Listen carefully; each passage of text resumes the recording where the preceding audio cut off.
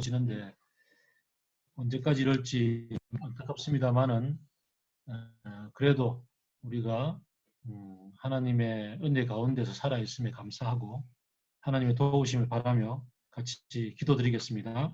같이 기도드리겠습니다. 하늘 보좌에서 다스리시는 주님, 우리가 오늘도 눈을 들어 주님을 우러러 봅니다.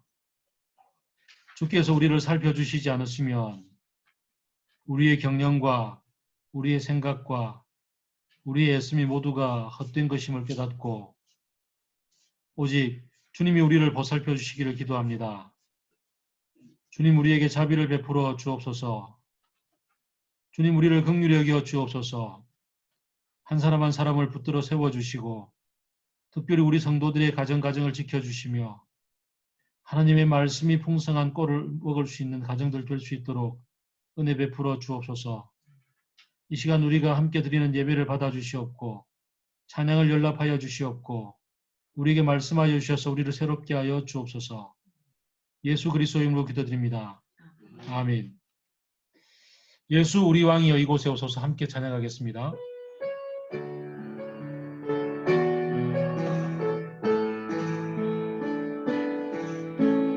예수 우리 왕이여 이곳에 오소서. 보좌로 주여 임하사 찬양을 받아 주소서. 주님을 찬양하오니 주님을 경배하오니 왕이신 예수여 오셔서 좌정하사 다스리소서.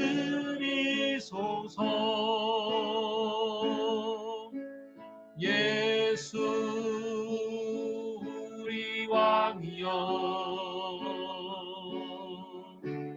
이곳에 오소서. 보좌로 주여 임하사 찬양을 받아 주소서.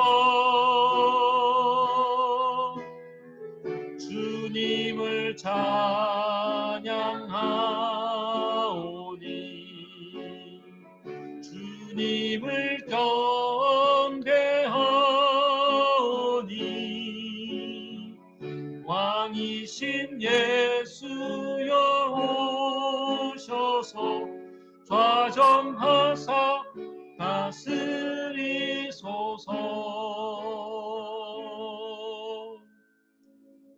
아멘. 배경음악 꺼야 됩니다. 배경음악 틀어놓은 거 끄셔야 됩니다. 누구 집일까요? 배경음악.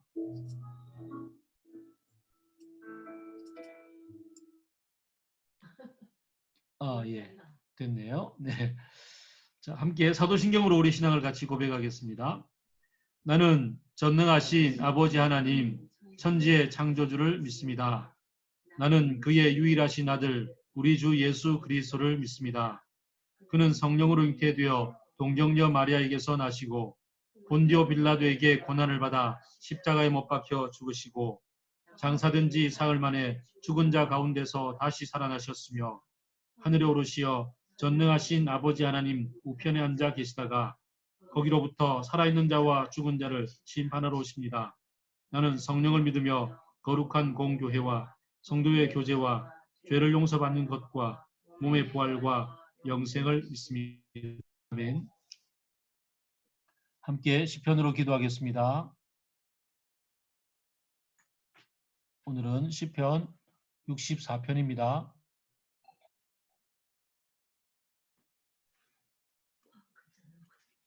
잠깐만 기다려 주세요.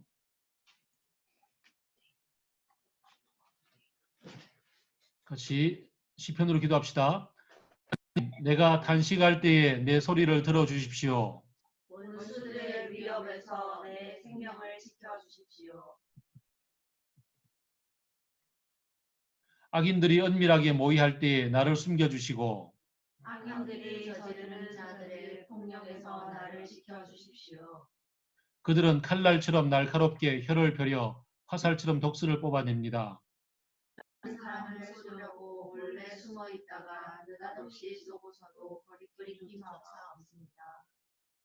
그들은 악한 일을 두고 서로 격려하며 남 몰래 올가미를 치려고 모의하며 누가 우리를 보랴 하고 소리를 칩니다. 그들이 악을 꾀하고 은밀하게 음모를 꾸미니 사람의 속마음은 참으로 알 수 없습니다. 그러나 하나님이 화를 쏘실 것이니 그들이 화살을 맞고서 순식간에 쓰러질 것이다. 하나님은 그들이 혀를 놀려서 한 말 때문에 그들을 멸하실 것이니 이것을 보는 자마다 도망칠 것이다. 그들은 모두 다 두려움에 사로잡혀 하나님이 하신 일을 선포하며 하나님이 하신 일을 생각하게 될 것이다. 의인은 주님께서 하신 일을 생각하며 기뻐하고 주님께로 피할 것이니 마음이 정직한 사람은 모두 주님을 찬양할 것이다. 아멘.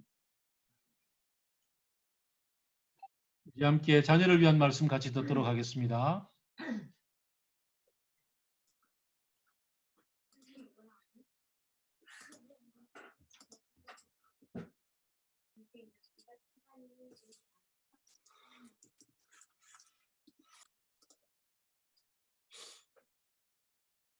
네, 반갑습니다.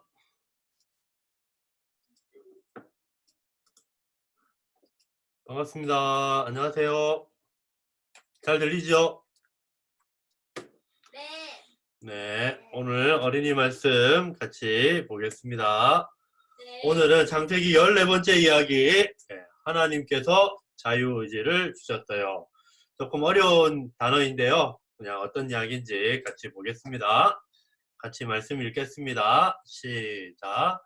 주 하나님은 보기에 아름답고 먹기에 좋은 열매를 맺는 온갖 나무를 땅에서 자라게 하시고 동산 한가운데는 생명나무와 선과 악을 알게 하는 나무를 자라게 하셨다. 주 하나님이 사람에게 명하셨다. 동산에 있는 모든 나무의 열매는 내가 먹고 싶은 대로 먹어라. 그러나 선과 악을 알게 하는 나무의 열매만은 먹어서는 안 된다. 그것을 먹는 날에는 너는 반드시 죽는다. 창세기 2장 9절 16절에서 17절 말씀. 아멘. 네, 오늘 조금 약간 하나님이 이거는 안 돼. 먹지 마. 먹으면 큰일 나. 이렇게 이야기를 하시는 내용이 나오는 것 같아요. 같이 보겠습니다. 우리 이제 조금만 더 있으면 이 책을 다 떼가요. 와, 친구들 대단해요. 그죠? 오늘 14번째 선악과의 의미 같이 보겠습니다. 질문부터 할까요? 네. 하나님은 왜 선악과를 두셨을까요? 그죠? 선악과 안 만들었으면은 아담과 하와가 그거 안 먹고 싶어 하고 안 먹었으면 죄도 안 지었을 텐데 왜 만들어 가지고 그걸 먹게 만들어서 이렇게 죄가 들어오고 힘들게 되었을까? 이런 고민들, 이런 질문들이 생겨요. 그런데 그거는 가만히 보니까 이게 하나님께 아니요 할 수 있는 자유를 준 거예요. 하나님께서 이 동산 안에 가운데에 딱 선악과를 두시면서 이거는 먹으면 안 돼요. 이거는 사람과 하나님 사이에 경계를 짓고 이렇게 하나님 앞에 자유롭게 예 하겠습니다 할 수도 있고 아니요 싫어요 그렇게 할 수 있는 자유를 주셨다고 이야기를 해요. 말하자면 하나님이 로봇을 만든 게 아니잖아요. 명령대로 이거 해 저거 해 그러면 아니요 할 수 있는 자유가 없는 로봇을 만든 게 아니라 자기의 마음의 의지를 가지고 예 하겠습니다. 싫어요, 안 해요 할 수 있는 사람을 만드신 거예요. 그래서 사람을 만드셔서 내가 좋아서 자유롭게 하나님 좋아요 이렇게 따라올 수 있는 자유의지를 주면서 하나님 사랑해요 할 수 있는 사람을 만드셨어요. 이걸 그림으로 잘 표현한 이야기가 있어요. 어떤 사람이 막 경계가 있는 이걸 넘어서려고 해요. 아, 난 저기 들어가고 싶어. 계속 애쓰고 막 노력하는데 알고 보니까 그 경계 너머에는 큰 웅덩이가 있고 사람을 위험에 빠지게 하는 거예요. 그런데 이 사람이 어디 갇혀 있는 것 같잖아요. 그런데 알고 보니까 갇혀 있는 게 아니고 오히려 그 길 넘어서면 더 갇히게 되는 이야기인 거지요. 오늘 말씀에 동산에 온갖 나무들이 있어서 마음껏 먹고 배부르게 먹고 맛있게 먹을 수 있는 온갖 나무들을 먼저 주셨어요. 그러면서 동산 한가운데 있는 거 그거는 먹으면 안 돼요. 이거는 먹으면은 큰일 나요 라고 이야기했는데 하나님 그걸 통해서 사람이 마음을 다해서 하나님을 따라오는지 아니면 하나님 싫어요 거부하는지를 보려고 하셨던 것 같아요. 하나님은 세상을 만드시고 사람들에게 아주 편안하게 살 수 있는 공간들을 만들어 주셨어요. 그런데 동산 한가운데 나무만은 먹어서는 안 된다 이야기하면서 하나님과 인간 사이에 어떤 넘어서면 안 돼요 하는 경계를 만들어 놓은 거죠. 그런데 사람들은 이걸 넘으려고 했던 게 다음 이야기예요. 여러분 혹시 이거 잘 모르죠? 그죠? 옛날 좀 오래된 영화인데 짐 캐리가 나오는 브루스 올마이티라는 영화예요. 나중에 엄마 아빠한테 한번 이 영화 보여주세요 한번 해보세요. 어떤 내용이냐면 이 사람이 한 일주일 정도 신이 되는 하나님이 되는 경험을 해요. 그러면서 자기 마음대로 바꾸기도 하고 어떤 사람 소원 들어주기도 하는데 나중에 온갖 게 너무 뒤죽박죽이 되어가지고 감당하지 못하는 상황이 와요. 선악과를 먹는다는 건 내가 하나님처럼 되겠다 하는 그런 의미였거든요. 그래서 사람이 선악과를 먹고 그 경계를 넘어서 가지고 하나님처럼 되려고 했던 게 결국에는 사람을 망치는 일이 돼버리는 거죠. 조금 어려운 이야기지만 하나님께서 사람에게 자유를 주시고 로봇가 아니라 하나님 앞에 자유롭게 순종할 수도 있고 하나님을 거부할 수 있는 자유를 주셔서 그렇게 사랑할 수 있는 존재로 만드신 게 오늘 선악과의 의미예요. 이 선악과의 의미를 잘 생각해 보면 어떤 거는 나를 가로막는 잘못된 것처럼 보이지만 하나님께서 우리에게 주시는 보호의 의미인 것을 알게 돼요.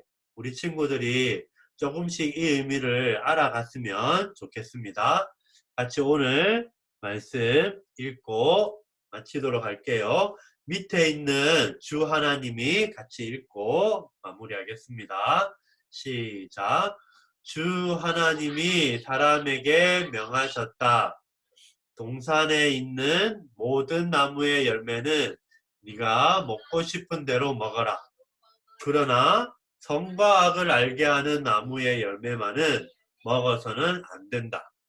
그것을 먹는 날에는 너는 반드시 죽는다.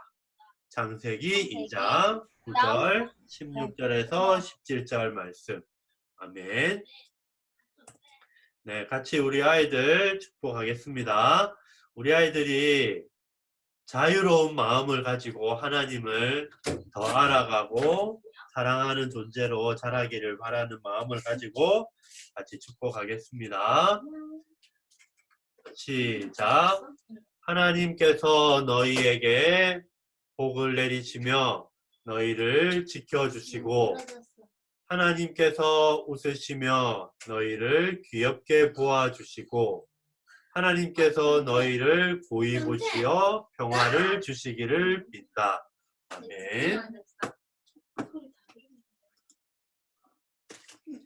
네, 이제 함께 같이 찬양 드리도록 하겠습니다.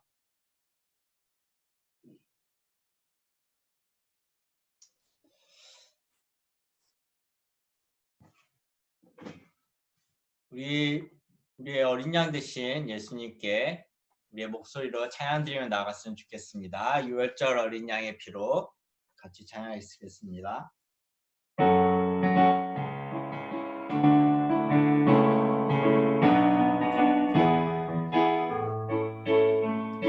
유월절 어린 양의 피로 나의 삶의 문이 열렸네.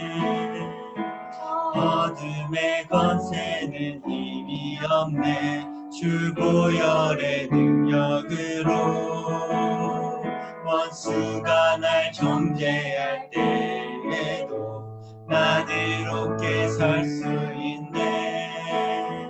난 더 이상 정죄함 없네. 난 주 보혈 아래 있네. 난 주 보혈 아래 있네. 그 피로 내 죄 사했네. 하나님의 긍휼 날 거룩게 하시었네. 난 주 보혈 아래 있네. 난 원수의 어떠한 공격에도 더 이상 넘어지지 않네. 난 주 보혈 아래 있네. 유월절인 양, 절 어린 양의 피로 나의 삶의 문이 열렸네. 저 어둠의 권세는 힘이 없네. 주 보혈의 능력으로 원수가 날 정죄할 때에도 난 의롭게 설 수 있네. 난 더 이상 정죄함 없네. 난 주 보혈 아래 있네. 난 주 보혈 아래 있네. 그 피로 내 죄 사했네. 하나님의 긍휼 날 거룩게 하시었네. 난 주 보혈 아래 있네. 난 원수의 어떠한 공격에도 더 이상 넘어지지 않네. 난 주 보혈 아래 있네.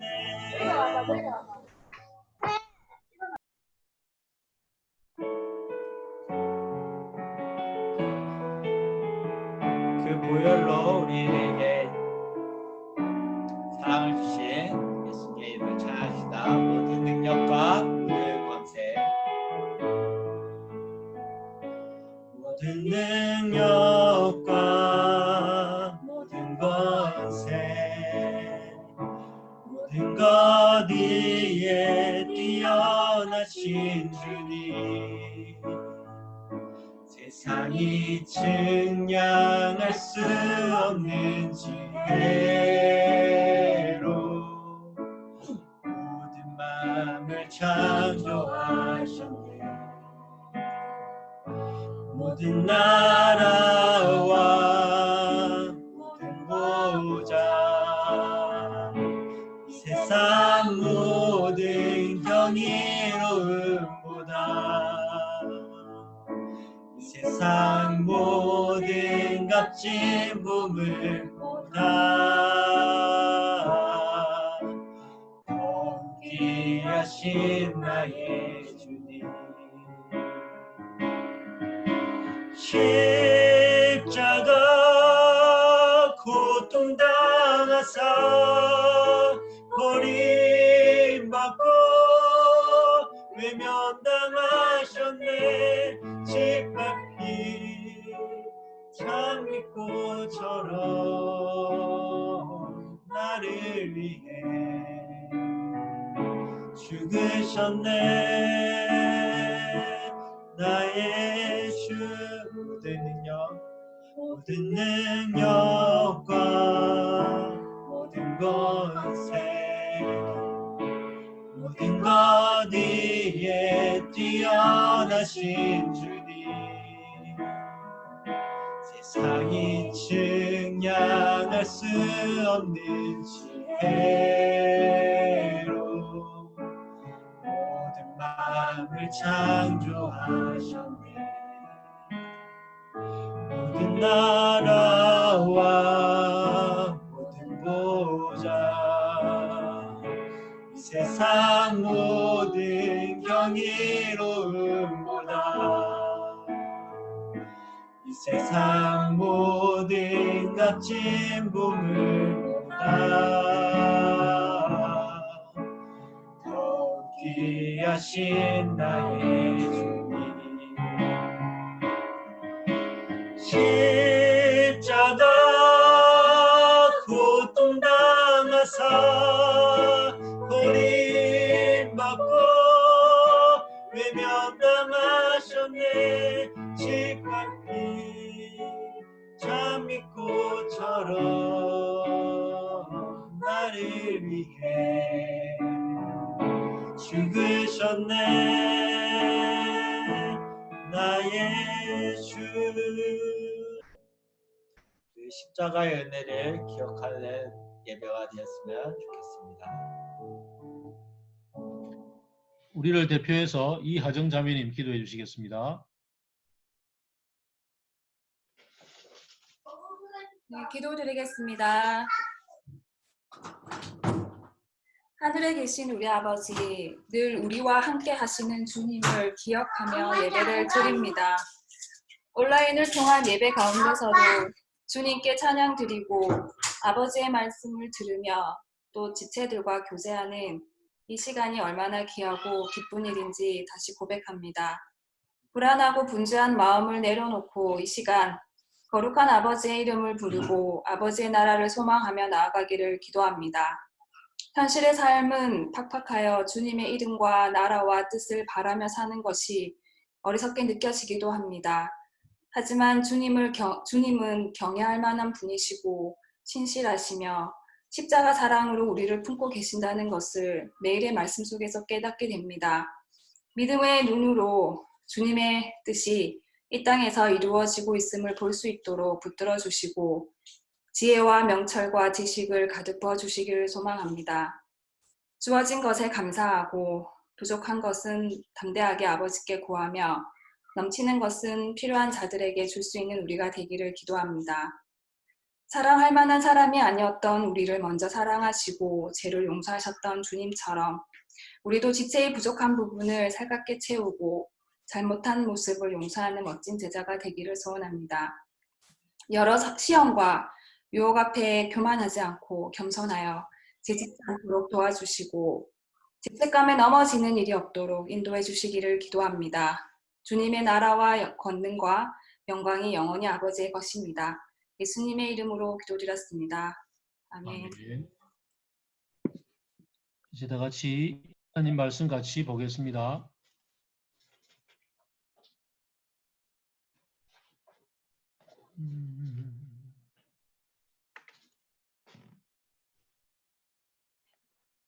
잠깐만 계셔 주세요.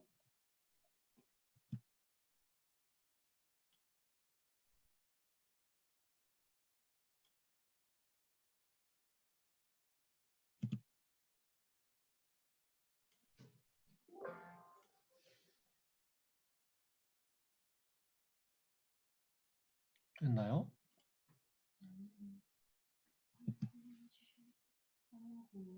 화면 공유를 해야 되는데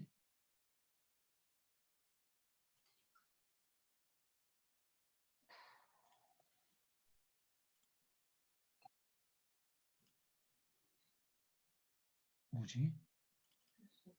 됐나요? 응? 잠깐만 계셔 주세요.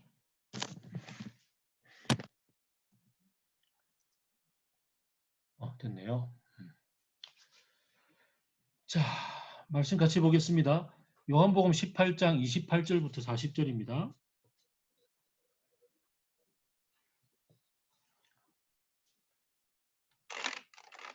제가 읽어 드리겠습니다. 사람들이 가야바의 집에서 총독 관저로 예수를 끌고 갔다. 때는 이른 아침이었다. 그들은 몸을 더럽히지 않고 유월절 음식을 먹기 위하여 관저 안에는 들어가지 않았다. 빌라도가 그들에게 나와서 당신들은 이 사람들을 무슨 일로 고발하는 거요? 하고 물었다. 그들이 빌라도에게 대답하였다. 이 사람이 악한 일을 하는 사람이 아니라면 우리가 총독님께 넘기지 않았을 것입니다. 빌라도가 그들에게 말하였다. 그를 데리고 가서 당신들의 법대로 재판하시오. 유대 사람들이 우리는 사람을 죽일 권한이 없습니다 하고 대답하였다. 이렇게 하여 예수께서 자기가 어떠한 죽음으로 죽을 것인가를 암시하여 주신 말씀이 이루어졌다. 빌라도가 다시 관저 안으로 들어가 예수를 불러내어 물었다. 당신이 유대 사람들의 왕이오. 예수께서 대답하셨다. 당신이 하는 그 말은 당신의 생각에서 나온 말이오. 그렇지 않으면 나에 관하여 다른 사람들이 말하여 준 것이오. 빌라도가 말하였다. 내가 유대 사람이란 말이오. 당신의 동족과 대제사장들이 당신을 나에게 넘겨주었소. 당신은 무슨 일을 하였소? 예수께서 대답하셨다. 내 나라는 이 세상에 속한 것이 아니오.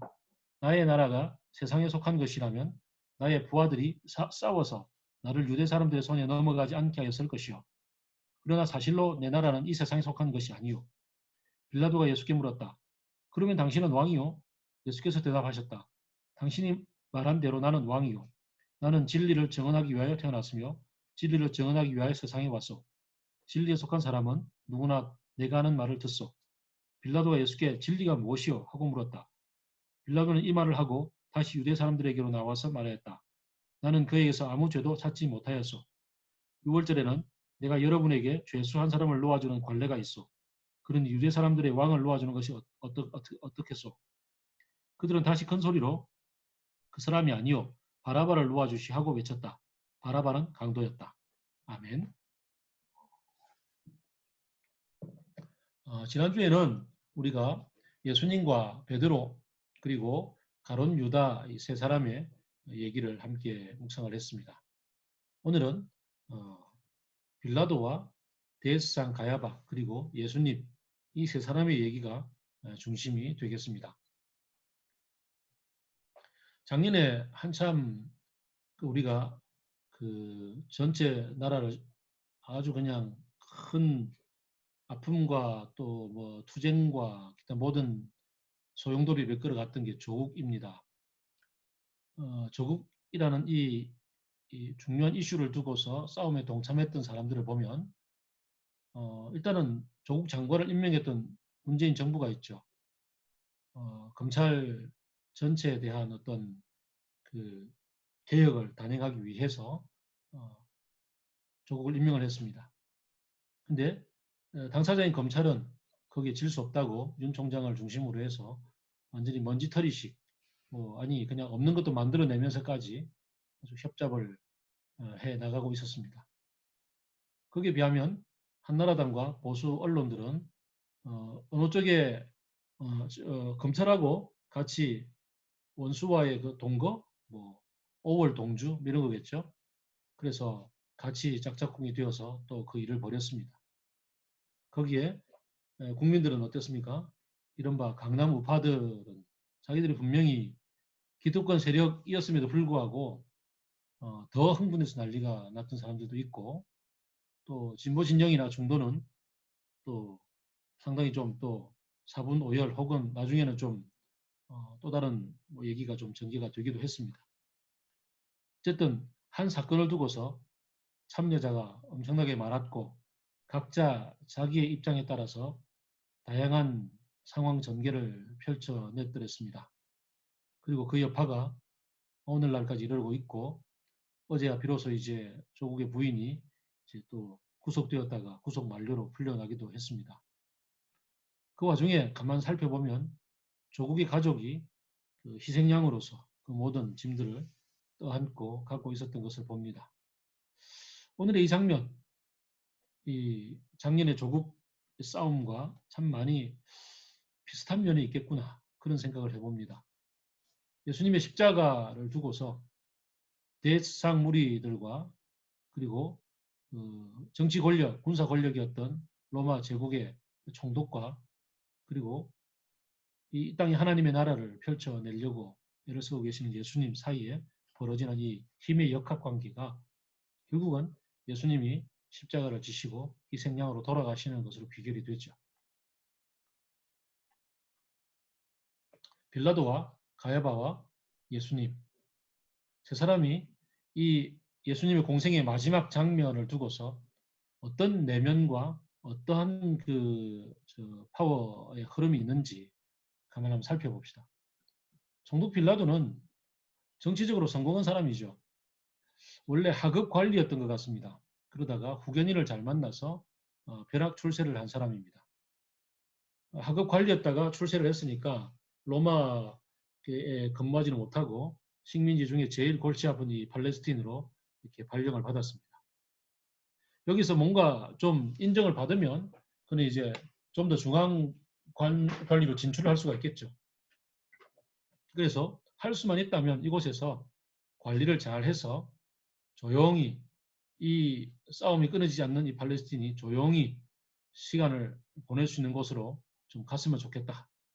그게 이제 빌라도가 바라는 가장 최고의 가치겠죠.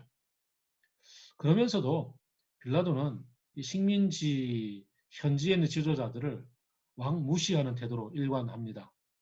그래서 할 수만 있으면 착취하고 할 수만 있으면 무시하고 그러다가 결국은 자주 제가 말씀을 드립니다만 다면평가에 걸려가지고 결국은 쫓겨나죠.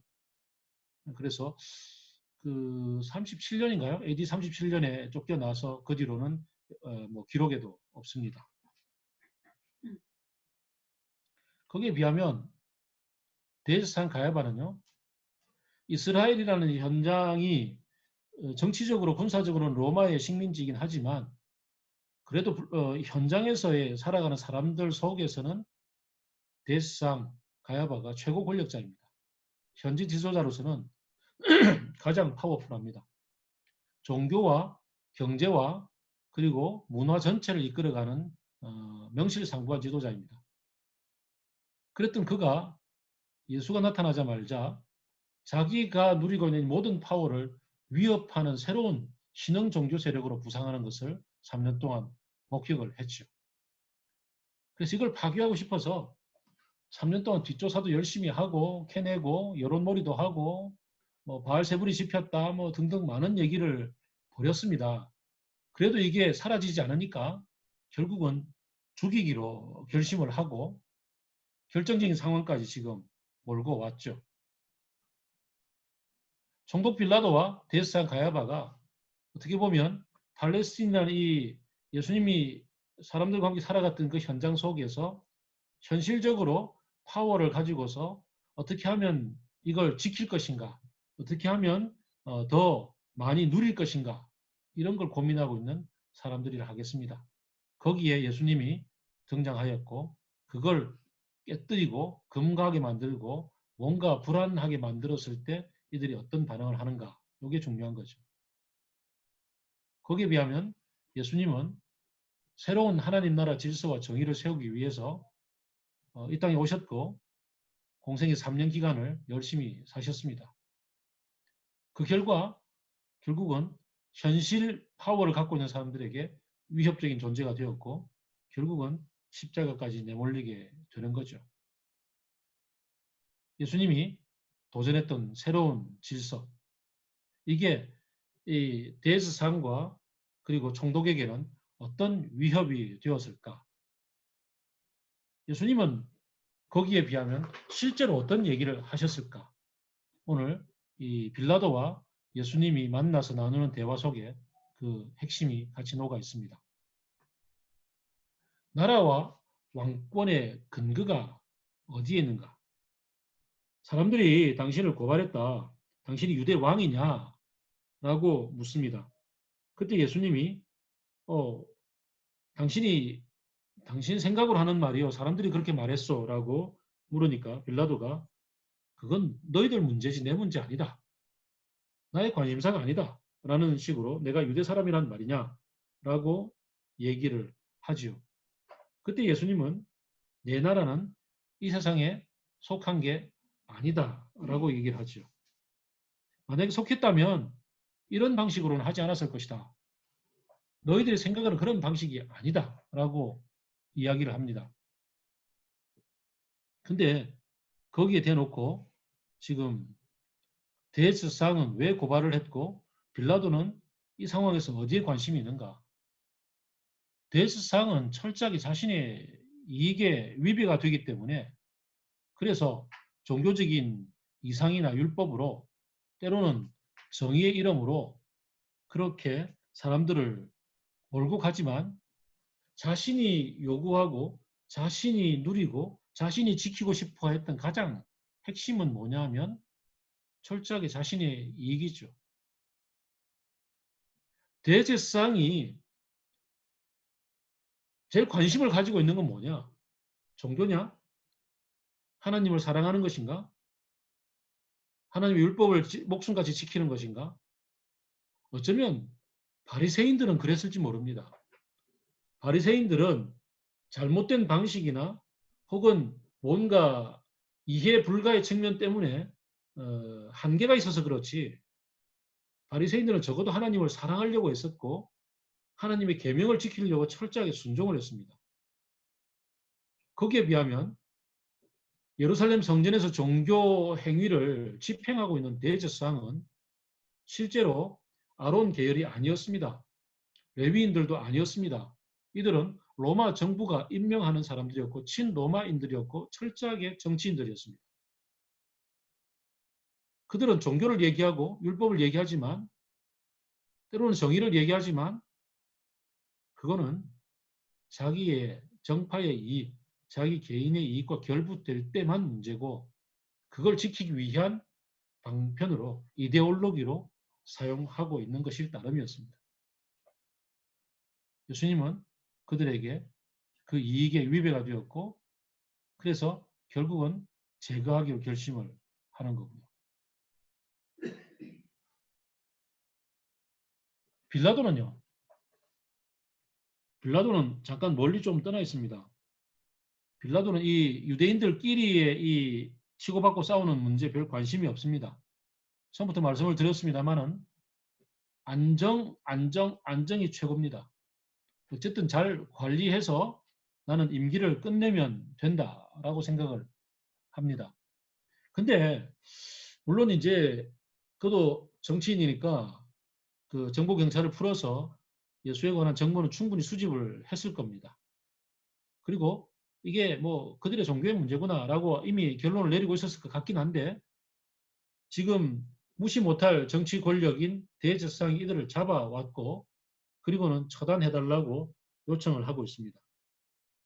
그렇기 때문에 물어봐야 되고 실제로 이 사람이 지금 하고 있는 행위가 나의 권력까지 위협하는 것인가?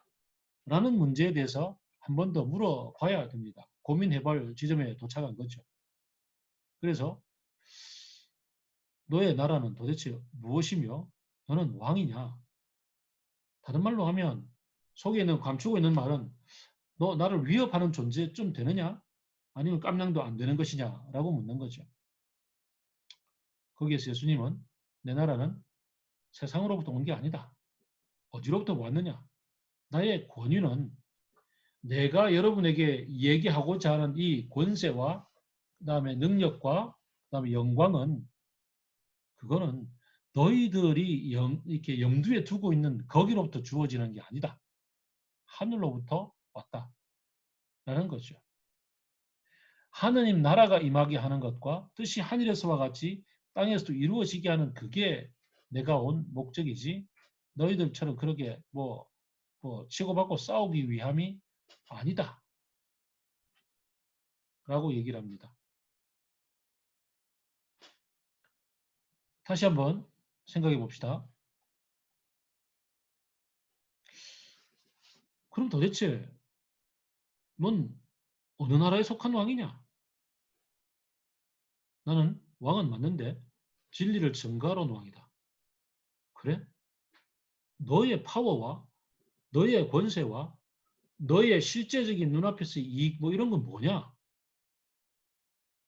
나는 왕인데 진리를 증거하러 왔다. 우리나라의 가장 큰 목적은 진리를 증거하고 진리를 살아가는 것이다. 그래서 빌라도가 얘기합니다. 진리가 대체 뭐냐? 왕은 왕인데 그 네가 얘기한 진리라는 게 뭐 떡이 나오는 거냐, 밥이 나오는 거냐, 도대체 뭐 하는 거냐? 라고 묻는 거죠. 분명히 이 예수님이 움직였고 3년 동안 거기에서 파워가 드러났기 때문에 뭔가 충돌 지점이 있었기 때문에 대제사장이 무시 못할 그가 잡아왔고 처리해달라고 왔는데 이게 나의 파워까지 건드리는 문제냐? 빌라도는 판단을 합니다. 그리고는 아니다. 별 볼 일 없다. 마지막 신문까지 생각해 볼 때 진리가 도대체 뭐냐? 이게 밥이 되는 거냐? 떡이 되는 거냐라고 물었을 때 아니구나. 결론 내렸습니다. 그리고 문제 없는데 뭐 명절인데 뭐 특사로 풀어주면 어때? 이렇게 딜하려고 다가갑니다.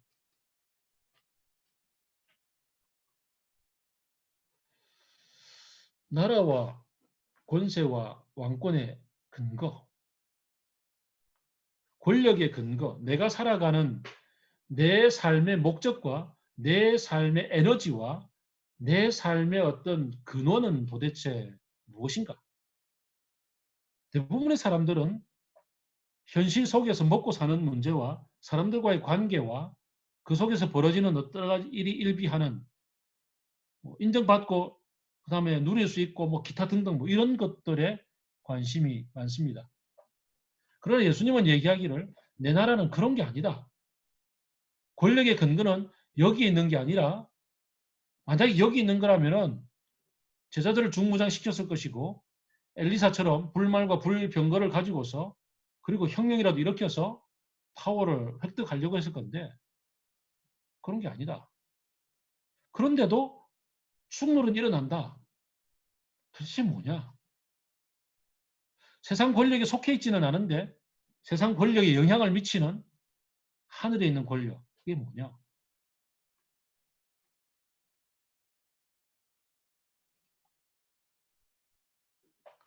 우리는 그래서 이게 뭐 어디로 넘어가야 하는 거야? 이게 C, B. 지금 제가 이 컴퓨터를 잘 못 들어가지고 네, 됐네요. 여기로 왔네요.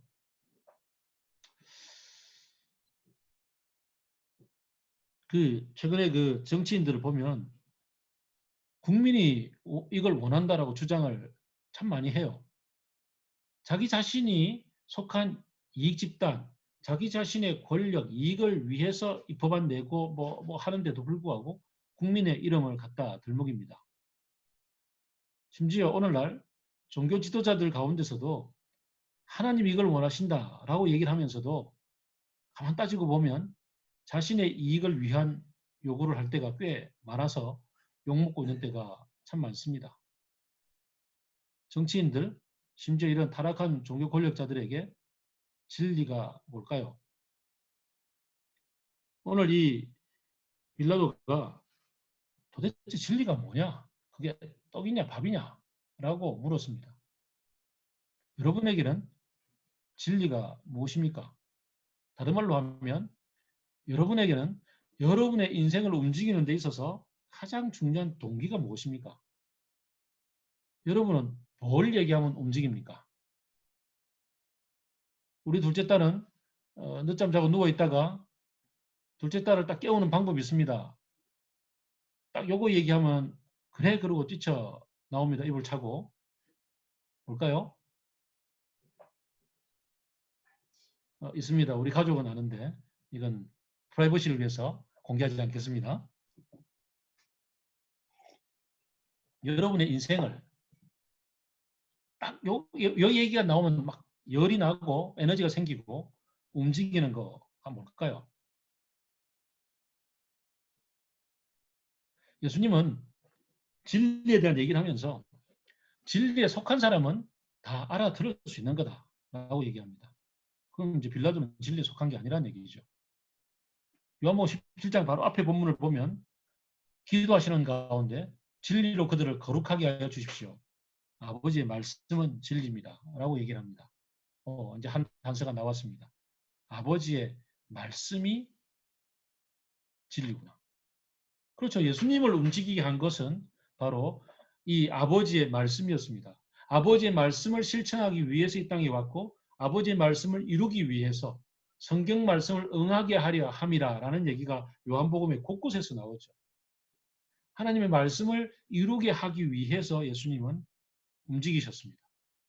성전 청소를 하면서도 아버지의 집을 사모하는 나의 열심이 나를 이렇게 뒤집어 놓았다라고 얘기하며 청소도 합니다. 저와 여러분을 움직이는 인생의 가장 중요한 동기, from, 어디로부터 에너지가 쏟아지는 걸까요? 예수님은 진리로부터 왔으면 좋겠다고 얘기합니다. 아니, 진리로부터 와야 한다고 얘기합니다. 그 진리가 뭘까요? 우리는 너무나 잘 압니다.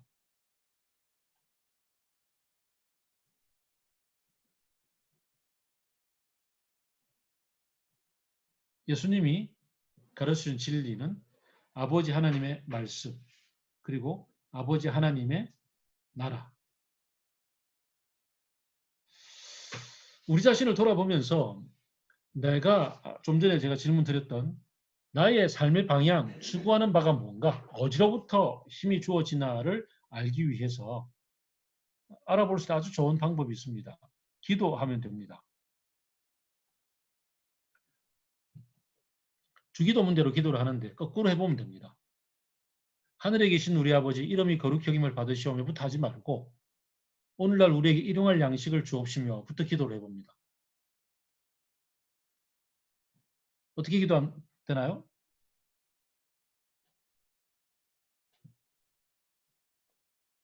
하나님, 이런 게 필요합니다. 도와주십시오. 하나님, 난 좀 이런 상황입니다. 이렇게 도와주십시오. 하나님, 난 이런 시험에 빠졌습니다. 이런 시험으로부터 건져주십시오. 이런 기도를 주르륵 다 했습니다. 그리고 나서 그 다음 두 번째로 앞에 있는 기도를 합니다. 하늘에 계신 우리 아버지요. 제가 구한 이 모든 일용할 양식 위에 당신의 이름이 거룩히 여김을 받아 주시옵소서. 당신의 뜻이 아니어서와 같이 제가 구한 일용할 양식 위에 이루어지게 하여 주소서. 하나님, 제가 이런 게 필요합니다. 이것을 통하여서 당신의 이름이 거룩히 여김을 받아 주시옵고 이것을 통하여서 당신의 나라가 오게 하여 주옵소서. 그리고 마지막 기도. 제가 살아가는 삶과 욕망, 행동 속에 나라, 곧 주도권과 권력과 영광이 아버지께 영원히 있기를 바랍니다. 영원히 있습니다. 아멘. 이렇게 기도를 했을 때 어떤 일이 벌어질까요? 일용할 양식을 구했는데 또 시험에 벗어나기를 구했는데 그걸 구하는 욕구가 뭐냐는 거죠. 왜, 무엇 때문에 나는 그것을 구하고 있는가에 대한 그 욕망의 핵심을 주기도문을 통해서 기도하는 가운데 내가 알아차리게 됩니다. 그래서 기도는 기도하고 믿는다는 것은 무엇을 믿는다는 것이냐면 내 기도한 대로 다 하나님이 몽땅 다 100% 들어줄 것이다. 물론 맞습니다만은 중요한 것은 기도하는 가운데 나의 욕망과 나의 동기가 하나님의 나라의 관점으로 바뀌어지고 뒤집어진 채 그 다음 그것을 통해서 하나님의 뜻이 이루어지는 겁니다. 예수님의 겟세마네 기도가 그랬잖아요. 할 수만 있다면 이 잔을 옮겨 주십시오라고 기도했고 그 기도가 흘러가는 가운데 천사들도 와서 도와주는 가운데 그러나 내 뜻대로 마시옵고 아버지의 뜻이 이루어지기를 바랍니다. 라고 기도했죠. 제가 좀 전에 말씀드렸던 주기도문을 거꾸로 뒤집어서 하는 기도입니다. 일용할 양식을 구했고 거기 아버지의 뜻이 이루어지기를 바랍니다. 그리고 예수님은 그 잔을 받아들이기로 하신 거죠. 빌라도도 대제사장도 사실은 이 지점에 서 있습니다. 오늘 본문에서 특별히 대화를 나눈 사람은 빌라도입니다. 빌라도가 왕에 대해서 물었고 그리고 나라에 대해서 물었고 그리고 예수님은 진리로서 그것을 대답했습니다. 그리고 진리가 무엇이냐? 그게 떡이냐? 밥이냐? 나를 위협하는 것이냐? 아니냐? 뭐 이런 지점에서 빌라도는 아니군 그냥 가. 그러고서 정치적 딜하고 말았습니다. 거기에 대해서 우리는 진리를 아는 사람, 진리에 서 있는 사람으로서 예수 그리스도를 아는 사람답게 나의 삶의 동기는 뭘까? 내가 구체적으로 이것을 필요로 하는 이유는 뭘까? 인터넷 쇼핑을 할 때, 이것을 하나 사고 싶을 때 이것을 통하여 하나님의 나라가 이루어지며 하나님의 뜻이 이루어지는 것인가? 아니면 이것이 내 속에 그저 그런 욕망을 채우는 것으로 만족스럽게 끝나는 것인가? 이쯤 되면 이제 하나님의 나라의 부요함에 대해서 다양한 생각을 할 수가 있게 되겠죠. 거기에 대해서는 따로 다른 장에서 또 충분히 얘기하고 다루어져야 할 것입니다. 뭐 편협하게 교회와 관련된 선교와 관련된 어떤 것만 하나님의 나라다라고 얘기할 수 없는 것은 우리가 다 잘 알고 있을 것입니다. 어쨌든 하나님의 나라에 대해서 우리가 함께 알아가는 그 폭이 넓고 깊어질 만큼 에베소서 1장에 기도하는 것처럼 하나님을 알게 하여 주옵소서. 하나님 나라의 부요함을 알게 하여 주옵소서. 하나님의 성령의 능력의 그 크고 무궁함을 알게 하여 주옵소서. 라는 에베소서 1장에서의 바울의 기도처럼 우리가 하나님과 하나님 나라를 아는 만큼 그 기도의 폭은 또 깊어지고 우리의 삶의 폭도 그만큼 넓어지겠죠. 어쨌든 오늘은 내 삶을 움직이는 동기가 무엇인가? 먼저 그 나라와 그 의를 구하라. 그리하면 이 모든 것을 너에게 더하여 주실 것이다. 인지 아니면 그것은 좀 잊어버리고 그저 나의 어떤 나라와 나의 욕망과 나의 어떤 권력과 나의 누림과 어떤 내가로 이끌어가고 있고 그것이 모든 것의 결정 동기인지 우리가 한번 살펴볼 일입니다. 다 같이 한번 나 자신의 가장 최근에 쇼핑의 목록을 한번 떠올려 봅시다. 그리고 그것을 구했을 때 그 위에 하나님의 뜻이 하늘에서와 같이 땅에서도 내 삶 속에서도 하나님 나라가 오게 하시며 라는 것과 어떻게 연결이 되는지를 한번 묵상해보고 같이 기도하도록 하겠습니다. 기도하겠습니다.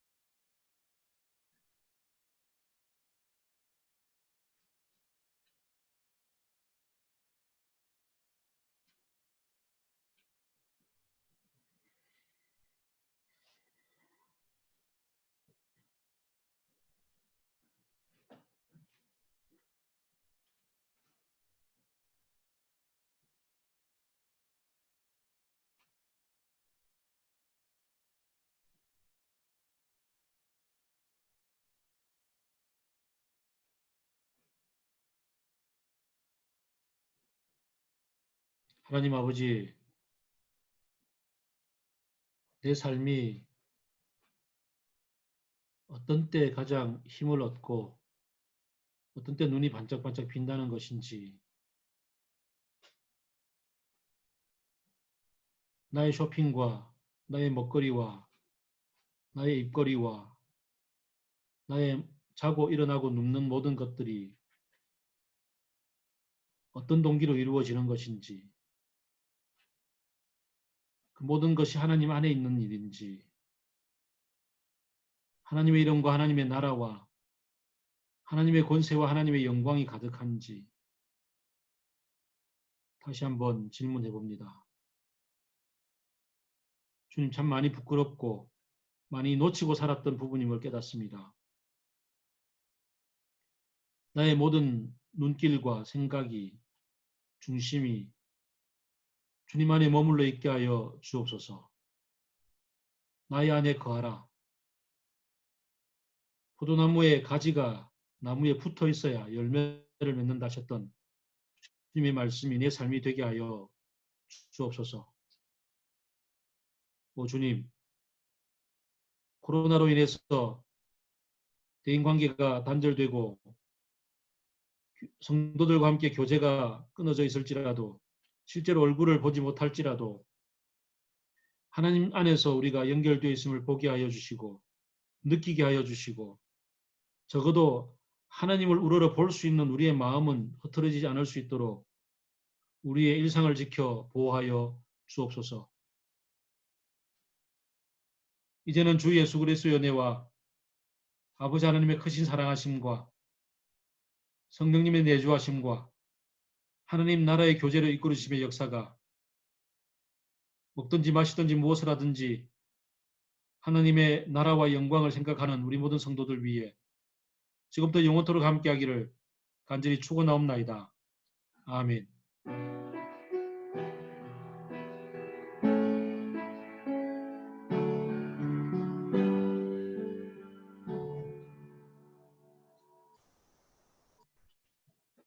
네, 예배를 마쳤습니다.